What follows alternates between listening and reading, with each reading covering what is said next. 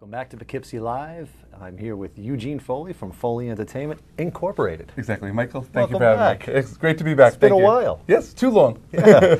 Last time you were here, you left me with your book, and I just got to tell you, it did wonders. Just the subtle changes I made in my website, Oh, thank you. it really made a difference. Well, And I hope it, the music business model have changed so much in the last few years. I think the book came at the right time. Teaching artists how to get from A to B with all the new rules. I'm glad it helped you. oh, it did, it did. Now, Mitch Linker's been with you for a little while. Yeah, This is his second CD. Did you also produce his first CD? No, just came on board with the second one. Okay. And Mitch came. I heard a lot of talent, but again, he needed some help, getting from A to B, as we call it. So we started with a lot of radio promotion and publicity and gigs, and now it's up, all the way up to television shows and radio interviews and things. And I think that's the way the industry is these days. The labels expect an artist to do a lot on their own. I see. Get sales, get on radio, get on television, pack the clubs. And if you could do that successfully, then they kind of ride in and take it to the next level. Okay. Now, do you recommend that artists or groups package themselves as best as possible and then maybe consult somebody like yourself and then take it to an agency, or should they shop on their own? Generally, before you want to get to the shopping phase, you want to work out all the kinks. And if you could have professional opinion, if it's a lawyer, an agent, a producer, somebody who could help them work out the kinks, and just make sure the bio and the CD and the picture and the whole presentation looks great, because that's going to be seen before they even hit the play button. I see. Now, in your brochure, it mentions things like press kits. We're always asking for press kits here from artists. And when a press kit goes into an agency, they're looking for something in particular, aren't they? Exactly. You want to make sure you have the key elements are, of course, a well-written cover letter, a CD, the bio, the photo, any press clippings, any lists of upcoming gigs, and all housed in like a little two-pocket portfolio folder type of thing.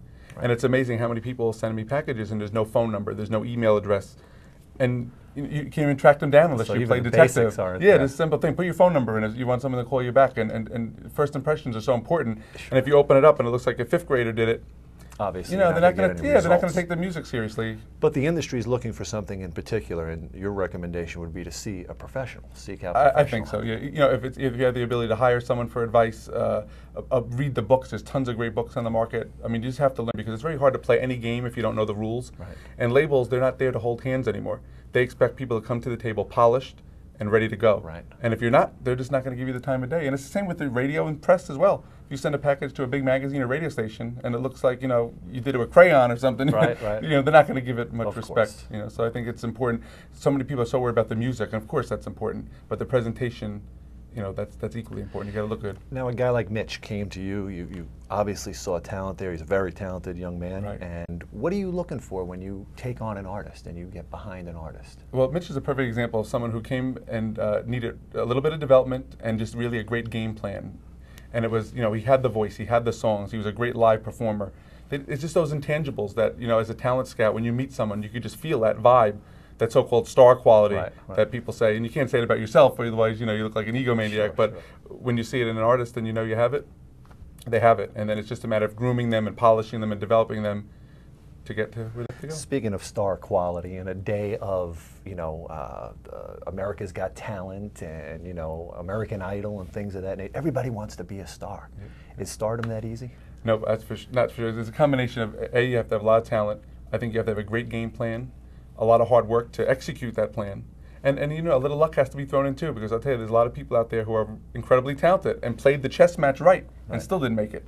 So to be one of the few that do, the stars have to be aligned and you have to be working hard with it. Okay. Now, a guy like Mitch, he's obviously made it to Poughkeepsie Live, and of course, after you're on Poughkeepsie Live, Letterman's next. Exactly, that's next Tuesday. What happens with Mitch? Where does he go from here? I think, we're just going to continue to have him touring along the East Coast from basically Boston to DC, keep performing, keep selling records, more radio, more press, and then maybe by the spring, we'll start presenting them to the big booking agencies and the record companies to see if we can get them. By then, we'll have enough on the table to warrant that conversation. Okay.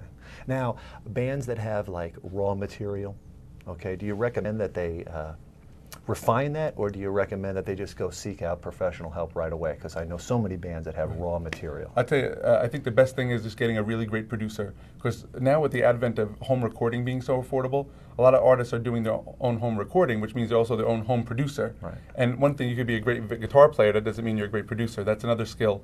And I hear talented people making poor demos. And it's like, you know what, for $50 an hour, go hire a professional. Let them make the record, and you worry about writing songs and singing and looking pretty in the photo. Getcha. Folks, get the book, Artist Development. If you're a musician, I recommend it highly. So when we come back, we're going to have some more music from Mr. Mitch Linker. Someone close to me.